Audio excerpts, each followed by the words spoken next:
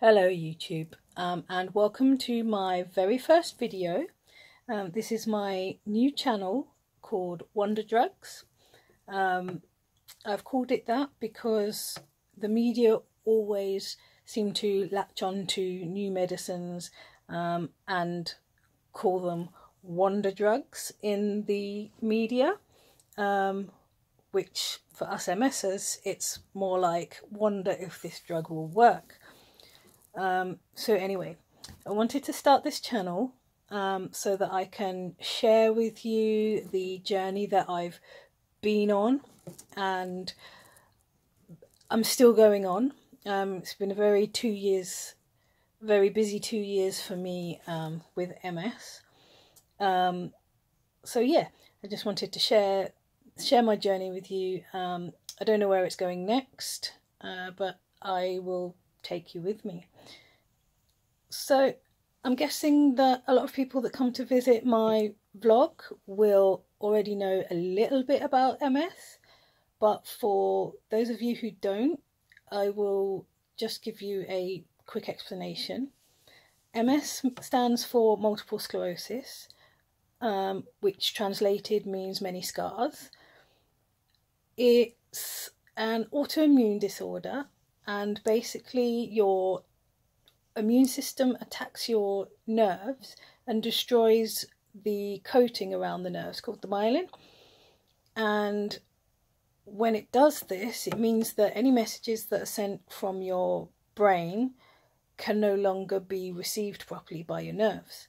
So this results in, well, chaos in your body, and any of the areas that are destroyed is where you get symptoms. So if the nerves that control your sensation are attacked, your brain can't get the messages to your sensory receptors, and you will get issues with your sensation. The same for if it affects the nerves in your eyes. You can get blurred vision and pain in your eyes, which they call optic neuritis. And yeah, basically whatever part of your body the nerves are attacked in, then that corresponds then with the symptoms that you get. So I decided to start this vlog because I really want to share my journey with people, especially people that are going through MS now, or people who have got friends who are going through MS. And yeah, I wanted to just share my journey because a lot's been going on in the last few years, and I kind of feel like with all the things that I've been through, I feel like it could benefit other people to hear about it. And I'm a very positive person anyway, through most of the time. So even when things are quite tough, I tend to look more on the optimistic side of things, and I kind of felt like that could be quite useful to some people, and maybe give some other people strength if they're not quite as strong at dealing with things. So I will share my story with you, and also I can go through the medications that I've had, how they've affected me, how they've affected my family even, and loads of different things that I've experienced, especially over the past 3 years. There's really been a lot going on, a few medicine changes, and yeah, I hope that it can be useful to some of you to hear. So I'll start with my story. I've seen a few other people's MS stories online, and it is true what they say. Everybody might have similar symptoms. One or two might even have the same symptoms, but every person is different. Every person deals with things differently. So they kind of all experience different things due to the internal dialogue with their MS.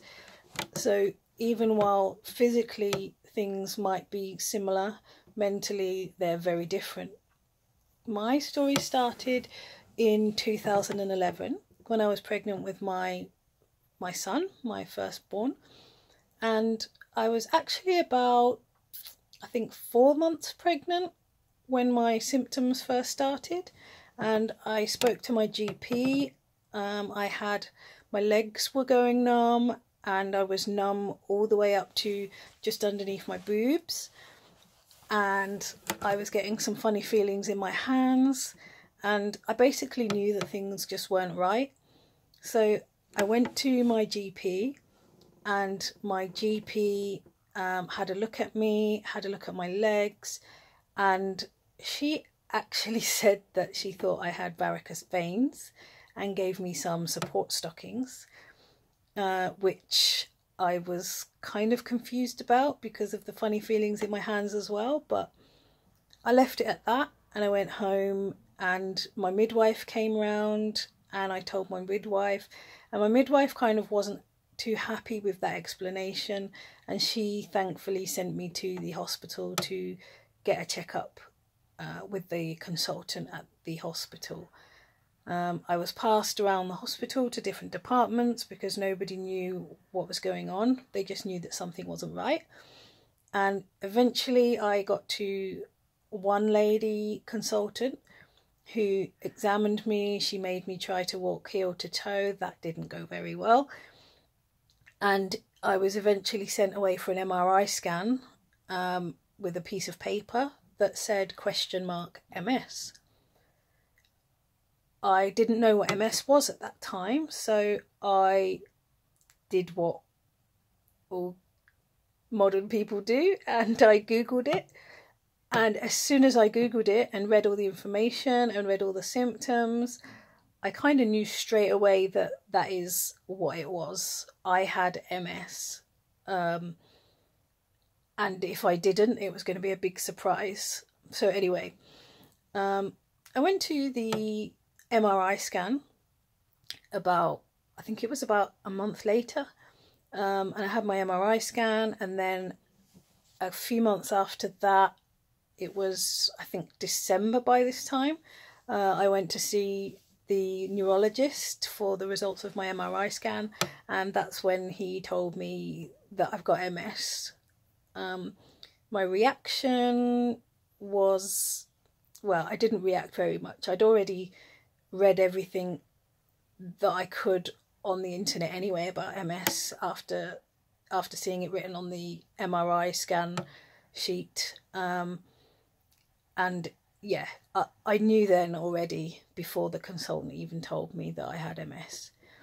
So because I was pregnant, I couldn't start any medication, but I was given steroids, because you can have steroids whilst you're pregnant. They don't affect the baby, especially as sometimes they even give steroids to people that might deliver early to mature the baby's lungs.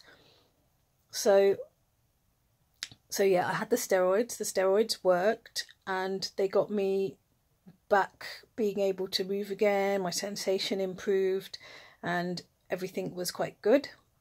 Then I had my son in 2012.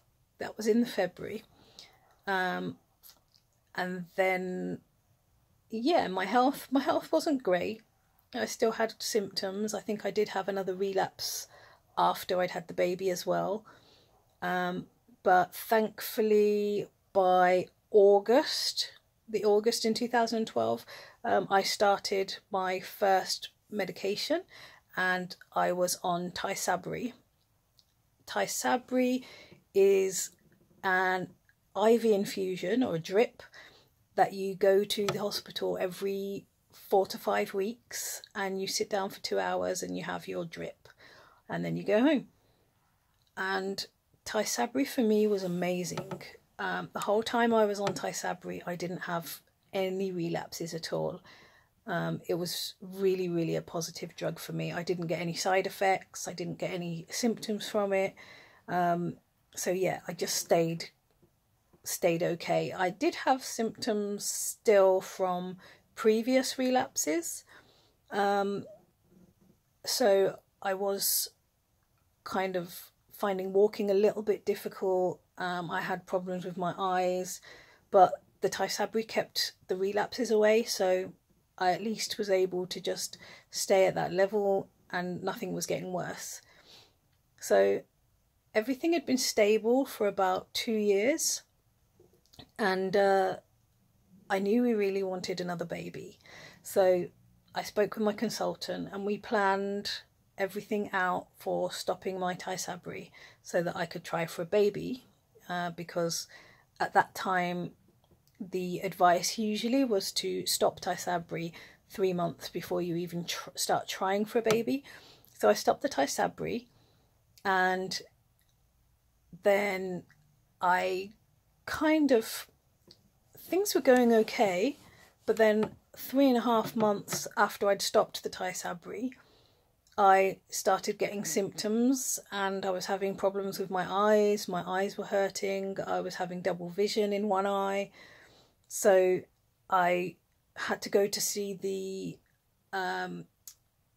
MS nurses at the hospital, and they said basically you're having a relapse, and they gave me steroids and told me just to stop trying at that point until the relapses were all under control.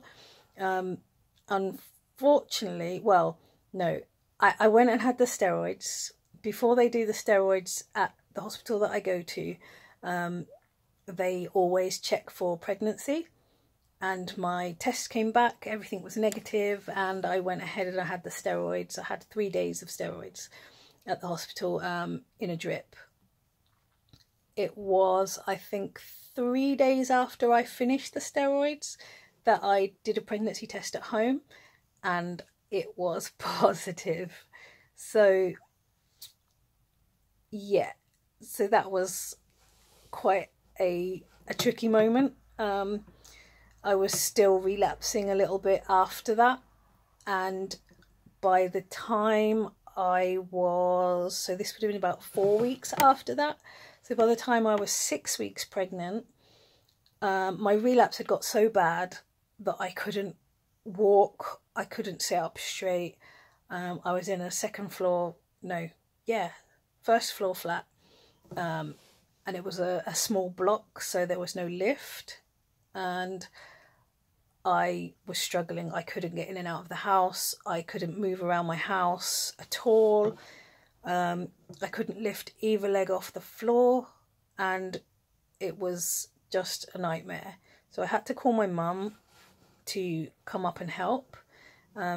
She lives 3 hours away, and she had to come and help get me out the house to take me to the hospital. So I went to A&E and I spoke to them there, and I was admitted straight away. So when I was up onto the ward, my consultant saw me and he organised for me to start some more steroids in the hospital. So I started steroids in the hospital 5 days through a drip, and after they finished I still wasn't having very much improvement. So they decided that plasma exchange would be the next best thing, which was really scary because plasma exchange is quite intensive. They have to put a central line in your neck, and then for 5 days you go and get connected to this machine that cycles your blood. It takes your blood out of your body and it cycles it through a machine and takes out the plasma, which is a yellow liquid, and then once it cycles around the machine they put some new plasma into it, and then it goes back in through the other tube. That kind of made me feel, well, the only way I can describe it is I felt like an alien in my own body. But I got through it, and I had an early pregnancy scan as well whilst I was there to just make sure that my baby was okay and she was coping with the stresses of all the medications that I was having to have. and everything was fine. Baby's heart was beating strong, so I was very happy and felt a lot more at ease and less scared. After the plasma exchange, I did start to get some improvements, which was very, very welcomed, and things kind of started improving a little bit, but eventually they stopped and I started to feel like I was going backwards slightly again. So to try to push things forward a little bit more, I had to take oral steroid tablets. They were different to the normal ones. When you have it through the drip, or you have the tablets for relapse, it's usually a drug called methylprednisolone, but this time they gave me tablets called prednisone, and I had quite a high dose of those, and that kind of really started to help things improve a lot more. And I was having physio, and they were helping me to get walking again, and my consultant had a discussion with me, and we decided that it would probably be in my best interests for me to start Tysabri again. So, being as you're not really supposed to be on Tysabri whilst you're pregnant, or at that point you weren't, it was a big decision, but I knew that if baby was born and I wasn't well, then I wouldn't be able to look after my baby. So I kind of made the decision, I signed the paper, and I started Tysabri again. So at that time I was writing a blog of everything that happened whilst I was pregnant, and I continued that afterwards. If any of you out there are mummies or thinking of becoming mummies and you're having Tysabri, have a look for my Facebook group. It's called Tysabri in Pregnancy, and we're growing quite quick. There's a lot of mummies on there, so there's lots of experience and information on that. So I will put the link to that in the video below. So anyway, everything was good. I was back on Tysabri again. Tysabri did its job, and as usual on Tysabri I don't relapse, which was fantastic. I've always been positive for the JC virus, which is it's a virus that's invisible. It doesn't really do anything to people unless you're on something that compromises your immune system, which Tysabri does to a degree. So I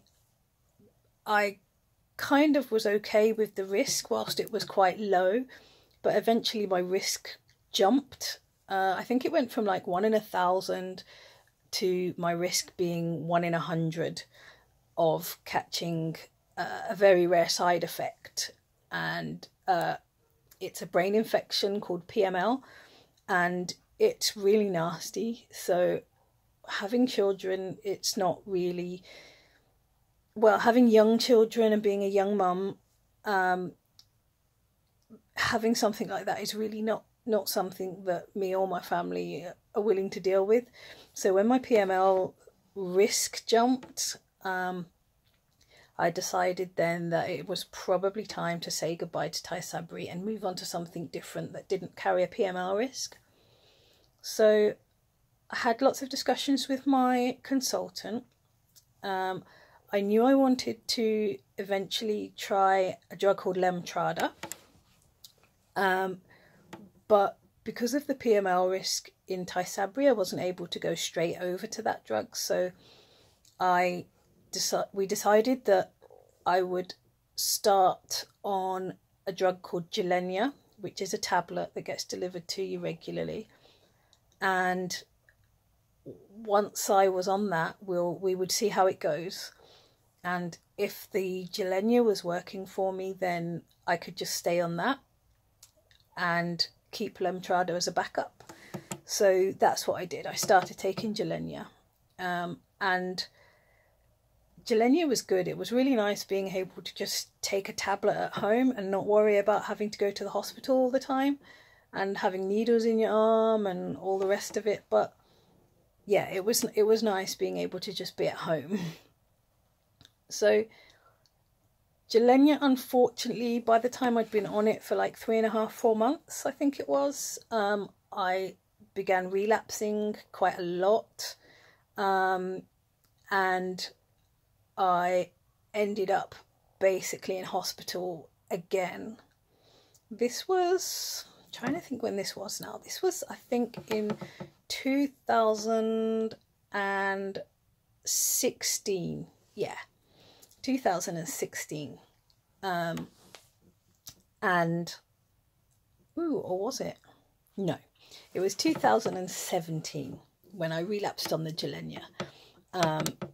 And I again was admitted to hospital, and I had to have steroids again in hospital through an IV line, and I had to have plasma exchange again, which is, yeah, the plasma exchange is not nice, but it really kind of gives the steroids a little bit of a boost, because when the steroids aren't really doing the job fantastically, the plasma exchange kind of seals the deal. So I had plasma exchange again, and after plasma exchange I was given about 3 days rest, I think it was, and then I began my first round of Lemtrada. Wow, Lemtrada has different effects on different people. Some people have Lemtrada and they get through it and they say, oh yeah, everything was fine, I didn't experience any problems. And then some people have major problems. I had a hard time on my first round of Lemtrada. My temperature was going up to like 40.9, I think it was, or 40.8. And when my temperature goes up, then all my other symptoms are a lot worse too. So I couldn't feel my hands properly, I couldn't stand, I couldn't walk, I literally couldn't do anything. And I had the worst headache ever. I've had migraines before, but this was like 3 times worse than a migraine. So yeah, I didn't like light, and I was cold even though my temperature was high. I was shivering, and yeah, basically it just wasn't very nice.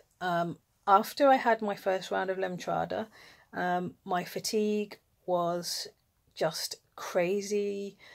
I was trying to do physio for like getting me back walking again properly and stuff like that, but the fatigue was so bad I wasn't able to manage more than about 5-10 minutes at a time of physio, and that's if I was even up for it at all. And this was about 5 days after the Lemtrada, because I had a break after that and they left me without any physio or anything, just to give my body a break and let me rest. But even after a little while, doing physio was a really big struggle. It was really difficult to do. But I got there, and I was having a lot of difficulty with using stairs, so I wasn't able to come home, as we've got stairs in the house, we've got no downstairs bathroom. So I wasn't able to come home because I couldn't navigate the stairs properly. But eventually some family members got together and they bought me a secondhand stair lift, so I was able to come home, and I carried on my physio at home, and yeah, everything was really good after that. I was still suffering with a lot of symptoms that I've been left with. The 2017 relapses left me with drop foot in my right foot.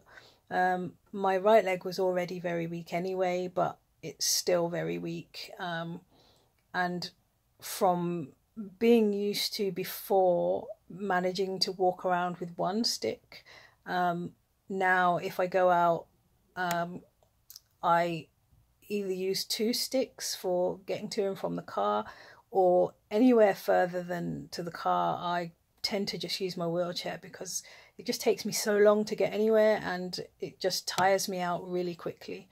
So wheelchair is always the better option. I had